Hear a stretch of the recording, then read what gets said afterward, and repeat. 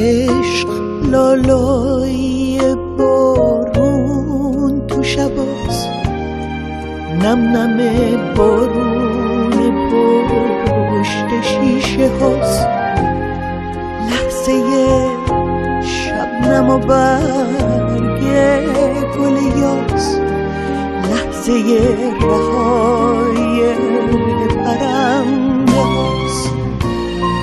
تو خود عشقی که همزاد منی، تو سکوت من و فریاد منی.